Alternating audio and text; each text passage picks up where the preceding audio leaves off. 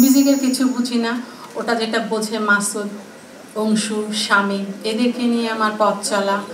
বাচ্চু যা অনেক গান করে গেছে, আরও আনরিলিজ কিছু সং আছে ওর, সেগুলোকে সামনে নিয়ে আসার জন্য ওর গান অন্যরা গাইবে সেরকমও করা হচ্ছে।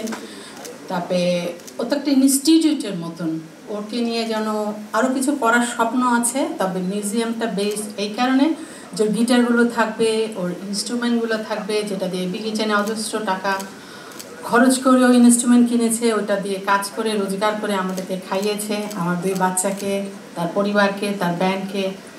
হয়তো ওই জায়গাটা আজকে ওর সন্তান থাকতো, যেহেতু বলে গেছে তোমরা মিউজিক ইন্ডাস্ট্রিতে কখনো এসো না, এটা তোমাদের পারবা না, আমি যে লড়াই করছি তোমরা সে লড়াই পারবা না, তোমরা বিদেশে যাও, ওটাই তোমাদের জায়গা, এসো এখানে বাবার জন্য কখনো গাইলে গাবা। তবে আমি বলবো বাবা হিসাবে তোমরা বিদেশেই দাঁড়াও মাথা উঁচু করে। হয়তো দেখে যেতে পারেনি 2টা সন্তান, আলহামদুলিল্লাহ ভালো জায়গায় আছে।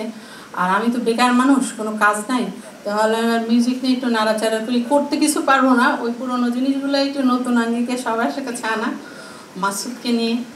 আর আপনারা যারা বন্ধুরা আজকে এসেছেন আমার এই ছোট্ট কথায়, ছোট্ট দাওয়াতে, তাদেরকে আমি অনেক সালাম, অনেক শুভেচ্ছা জানাচ্ছি।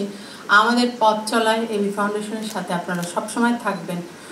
হয়তো ফিজিক্যালি কোনো কিছু করতে পারলে সেটা করবেন, আমি অর্থনৈতিকভাবে আপনাদের কাছে সাপোর্ট চাচ্ছি না। আল্লাহ যদি আমার রিজিকে রাখে কখনো হয় সেটা করব, তবে আমি চাই আপনাদের সবার সহযোগিতা। আর বেশি কথা আমি বলতে পারি না, এটা দেখলে আমার খুব ভয় লাগে।